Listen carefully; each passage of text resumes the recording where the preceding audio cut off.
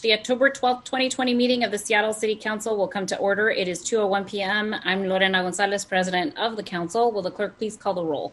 Councilmember Peterson. Here. Councilmember Sawant.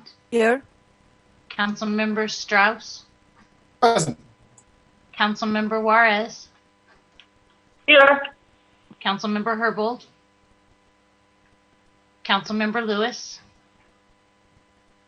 Councilmember Morales. Councilmember Mosqueda. Here. Council President Gonzalez. Here. 7 present. Thank you, Madam Clerk. We'll go ahead and move through the agenda. Presentations. I'm not aware of any presentations today. Approval of the minutes. The minutes of the City Council meeting of October 5th, 2020 have been reviewed. If there is no objection, the minutes will be signed.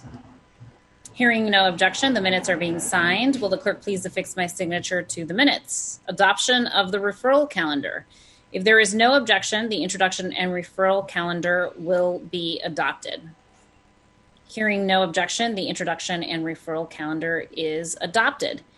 If there is no objection, the agenda will be adopted.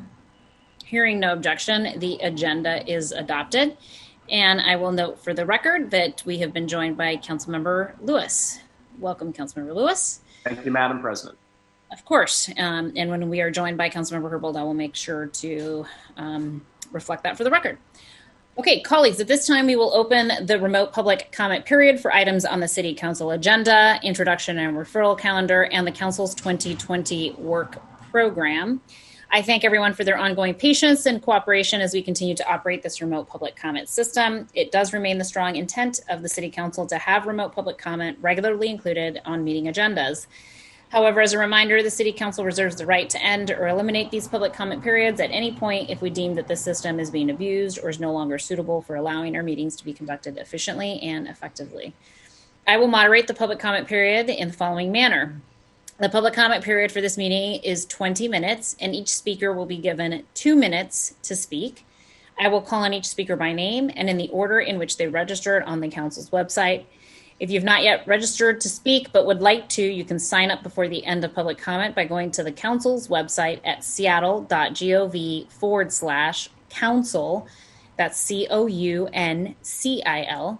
The public comment link is also listed on today's published agenda. Once I call a speaker's name, staff will unmute the appropriate microphone, and an automatic prompt of "you have been unmuted" will be the speaker's cue that it is their turn to press *6 before speaking. Please begin speaking by stating your name and the item that you are addressing. Again, you have to hit *6 on your end after you hear the prompt "you have been unmuted" in order for us to hear you. As a reminder, public comment should relate to an item on today's agenda, the introduction and referral calendar, or the Council's 2020 work program. Speakers will hear a chime when they have 10 seconds left of their 2 minutes. Once you hear the chime, we ask that you wrap up your public comment. If speakers do not end their comment at the end of the 2 minutes, the speaker's microphone will automatically be muted to allow us to call on the next speaker. Once you have completed your public comment, we ask that you please disconnect from the line. And if you plan to continue following this meeting, please do so via Seattle channel or the listening options listed on the agenda. So the public comment period is now open, and we will begin with the first speaker on the list. And so we will go to public comment until 2:25 p.m. today. Again, for the speakers who are with us today, after you hear the prompt of "you have been unmuted," you have to hit *6 before speaking, or we will not be able to hear you. So let me refresh my public comment sheet here. First up is Howard Gale, followed by Kwan Wah Lu. Good afternoon. This is Howard Gale from Lower Queen Anne, District 7, speaking on police accountability. Today is Indigenous Peoples Day. As a day of celebrating and honoring the histories and cultures of Native Americans, it is inextricably linked to a history of genocide, appropriation, and oppression, a history that is still with us. It is a good day to reflect not just on the crimes and injustice of the past, but on how we can end those of the present. In this historic moment when we are reevaluating policing, we cannot fail to address all aspects of policing, both what tasks are appropriate for people who all too often answer a cry for help with a gun, and whatever tasks we do deem appropriate for armed officers, how we hold them accountable when they inappropriately use that gun, as they did most recently against Terry Caver in May as he cried for help. As you look at the public safety budget, you must not just consider the failures of policing, but also consider the near-complete failures of our police accountability system that spends nearly $9 million a year. You must ask yourselves, what accountability has that $9 million purchased for the 27 killed by SPD since John T. Williams 10 years ago? What accountability has that purchased for Terry Caver, whose name, I would note, only council members Morales and Sawant have repeated in council sessions? And what accountability has the $9 million purchased for the now hundreds of folks beaten and injured, some very seriously, by our police? Finally, Councilmember Lewis, last Friday you spent a few more minutes discussing police safety than you did in Off-Leash Park on Queen Anne. Please don't fail to address questions that were asked of you last Friday at Town Hall. In order to reimagine policing, we must reimagine both accountability and develop a system that is led and accountable to the public. Thank you. Thank you. Next up is Akwanwa Liu, followed by William Parham.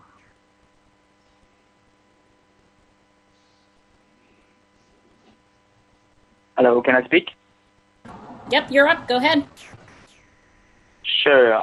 Good afternoon, council members. My name is Kwan, and I just want to reinstate our statement about today's is Indigenous Peoples Day. We really need to honor and celebrate the Indigenous people because they are the original people that own this land.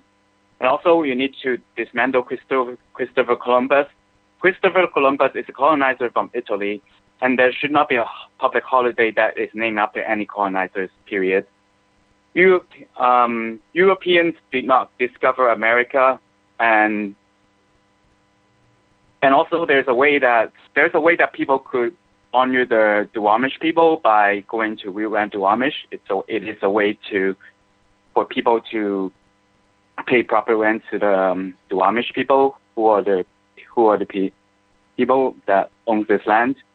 And I also would like to readdress the city to meet the 5 demands set by King County Equity Now and discriminalize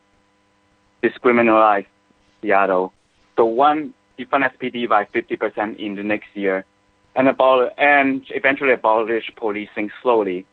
Adrian Diaz, the current chief, might not be arresting protesters right now because he's trying to gain public support on his side, but he is refusing to do anything about it in the long term. Second, we need to reallocate the $200 million of police budget to the needy community, especially Black and Brown and houseless people. Release all protesters, including Jonathan Duggar, a Black activist who was accused and arson by King County Prosecutor Dan Strasberg. And I yield my time. Thank you. Thank you so much. Last speaker signed up for today is William Parham. I'm William Parham from Antifa Equity Outreach, and I just want to wish everyone a happy Indigenous Peoples Day. But more than wishing a happy Indigenous Peoples Day, I'm wishing that the city of Seattle would step up and help out the Duwamish tribe by aiding them in their quest to be recognized federally. Giving Indigenous people their land back is the same as giving the stolen Africans that were brought to this stolen land reparations. Reparations now and land back now. As city council members, I ask, who are you really representing? And who are you really appealing to? Your Native and African populations continue to get pushed out by the gentry. Where is the city council's compassion? Where is their humanity? Pledges of solidarity and token distributions of money to the BIPOC communities are not enough.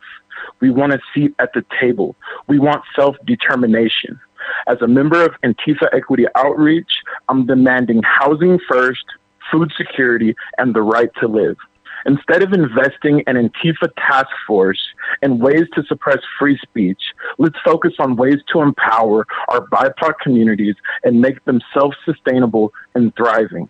Pay real rent to the Duwamish, pay reparations today if you acknowledge that your privilege has given you an unfair advantage in this system. And free Ryan Wyman, a political prisoner. Free Ryan Wyman, now.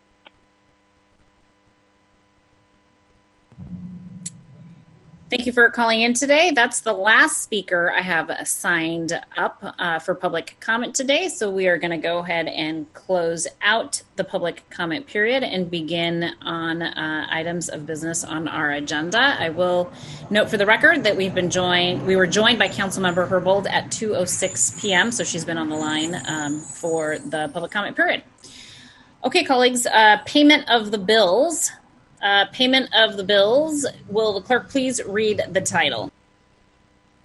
Council Bill 119908, appropriating money to pay certain claims for the week of September 28, 2020 through October 2nd, 2020, and ordering the payment thereof. Thank you, Madam Clerk. I move to pass Council Bill 119908. Is there a second? Second. Thank you. It's been moved and seconded that the bill pass. Are there any comments? Hearing none, will the clerk please call the roll on the passage of the bill? Peterson. Aye. Sawant. Yes. Strauss. Yes. Juarez. Yes. Herbold. Yes. Lewis. Yes. Morales. Yes.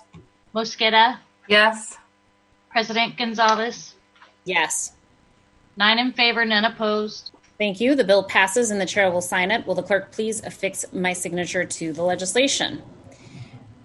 Committee reports of the City Council. Colleagues, as I mentioned this morning during council briefing, today's agenda does not include any committee reports as we've all been busy on budget-related matters and there has been no committee business. So that concludes our items of business on today's agenda. Is there any other further business to come before the council? Hearing none, colleagues, this concludes the items of business on today's agenda. Our next regularly scheduled City Council meeting is on Monday, October 19th, 2020 at 2 p.m. I hope that you all have a wonderful afternoon. We are adjourned.